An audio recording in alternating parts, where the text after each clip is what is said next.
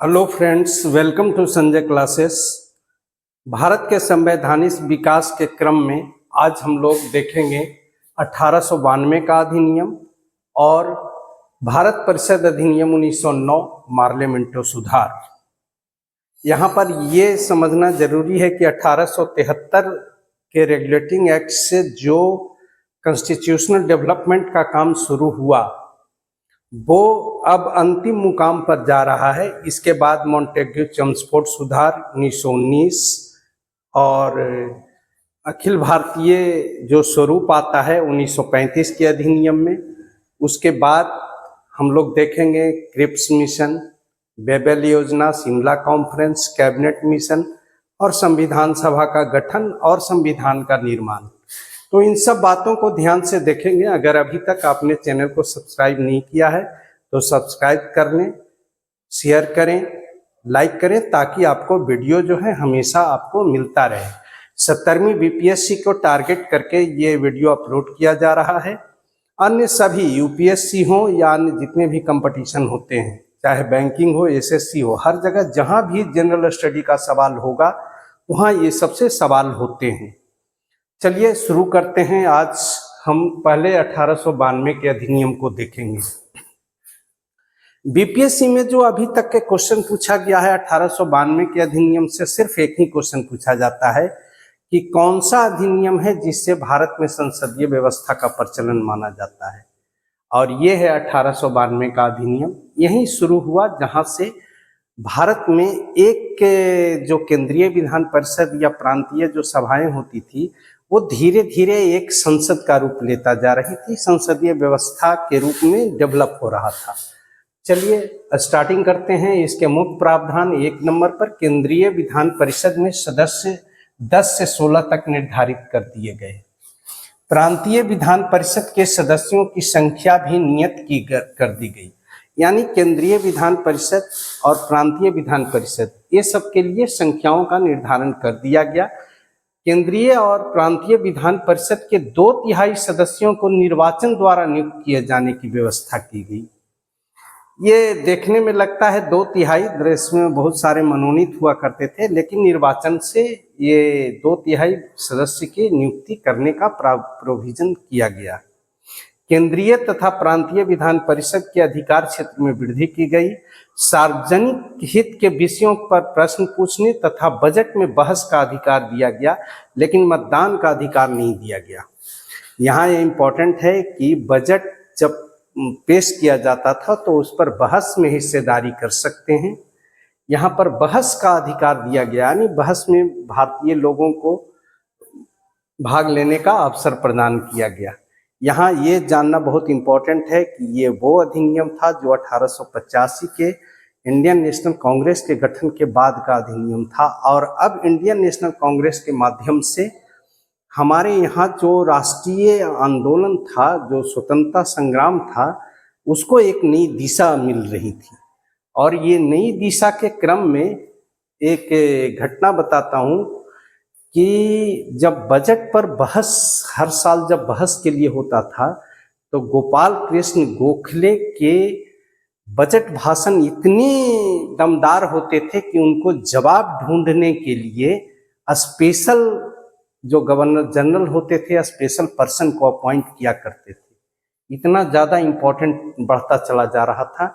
और ये जैसा कि पता है 1885 से 1905 तक उदारवादी काल रहा, जिसमें उदारवादियों की बोलबाला फिरोज शाह मेहता हो, चाहे गोपाल कृष्ण गोखले हो, या अन्य सभी जितने दादा भाई नौरोजी, अन्य जितने भी नेता थे, उन लोगों का एक काल था जहाँ पर ये हर चीज हर जगह पर ये चीज बढ़ चढ़ करके हिस्सेदारी की जा रही थी।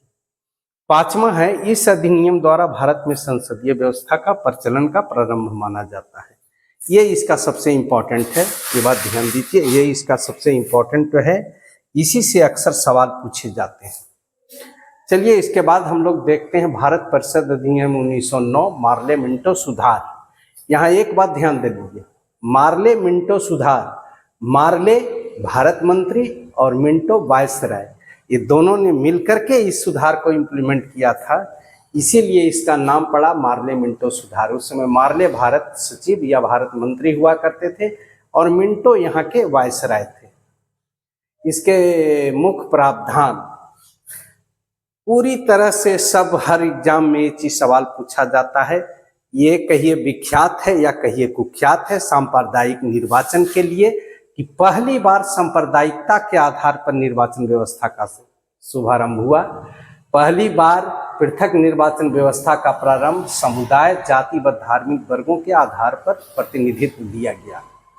बजट पर प्रश्न एवं पूरक प्रश्न पूछने का अधिकार दिया गया। यहाँ पर थोड़ा सा एक स्टेप आगे बढ़ा। पहले सिर्फ बहस कर सकते थे, मतदान में भाग नहीं ले सकते थे, आप प्रश्न पूछ सकते थे और क्रॉस क्वेश्चन कर सकते थे, यानी पूरक प्रश्न भी पूछा जा सकता था।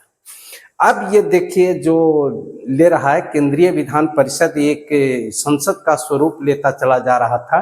कुल सदस्य संख्या 69 निर्धारित की गई, जिसमें सरकारी 37 होते थे। ये 37 में 9 पदेना सदस्य होते थे, जिसमें एक गवर्नर जनरल, 7 कार्यकारिणी के सदस्य उसके होते थे और एक असाधारण सदस्य होते थे। 28 गवर्नर जनरल द्वारा ही मनोनीत होते थे। अभी भी 69 में बहुमत जो थी वो सरकारी लोगों की थी जो गवर्नर जनरल द्वारा मनोनीत होते थे। गैर सरकारी 32 में भी 5 गवर्नर जनरल द्वारा मनोनीत होते थे जो गैर सरकारी व्यक्ति होते थे। 27 निर्वाचित होते थे। ये 27 निर्वाचन में 3 भाग में बटा हुआ था। वाणिज्य मंडल के प्रतिनिधि 2 होते थे, साधारण चुनाव मंडल से 13 और श्रेणी चुनाव मंडल से 12 चुने जाते थे। ये श्रेणी चुनाव मंडल में 2 तरह के, मुस्लिम चुनाव क्षेत्र से 6 और जमींदारों के क्षेत्र से 6 सदस्य होते थे। प्रांतीय विधान परिषद भी अपना स्वरूप लेता जा रहा था। इस प्रांतीय विधान परिषद में बंगाल में 55, मद्रास 47, बंबई 47 और संयुक्त प्रांत में 47 यानी 47 सदस्य निर्धारित किए गए। पंजाब में 25 और बर्मा में 16। अगर हम इस तरह से देखें इस पूरे परिदृश्य को तो अब लग रहा था कि एक संसदीय व्यवस्था जो है वो अपना आकार ग्रहण कर रहा था और धीरे धीरे करके भारतीयों का प्रतिनिधित्व भी हर जगह बढ़ता चला जा रहा था। हर जगह जहाँ भी चुनाव होते थे वहाँ पर भारतीयों का प्रतिनिधित्व अधिक से अधिक होता जा रहा था। लेकिन एक कुख्यात है, ये विख्यात क्या कुख्यात है कि यहाँ पर ये सांप्रदायिक निर्वाचन की व्यवस्था की गई और भारतीय राष्ट्रीय कांग्रेस या जो राष्ट्रवादी नेता थे उनके द्वारा इनका काफी विरोध किया गया। भारत में सांप्रदायिकता के आधार पर निर्वाचन की व्यवस्था नहीं होनी चाहिए। आगे चल करके हम इसी के परिप्रेक्ष्य में 1916 में मुस्लिम लीग और कांग्रेस के बीच में जो समझौता होता है, लखनऊ पैक्ट के नाम से जाना जाता है, ये सबके आधार ही था, यही था कि यहाँ पर पृथक निर्वाचन का व्यवस्था का प्रचलन नहीं होना चाहिए। ये सांप्रदायिकता भारत के लिए बहुत ही खतरनाक है। ये था हमारा 2 आज अधिनियम देखे। 1892 का अधिनियम, भारत परिषद अधिनियम 1909, जिसको मार्ले मिंटो सुधार के नाम से जाना जाता है। आगे हम लोग, जैसा कि हमने कहा, आगे वीडियो में हम लोग सिलसिलेवार ढंग से पूरे संविधान की चर्चा करेंगे।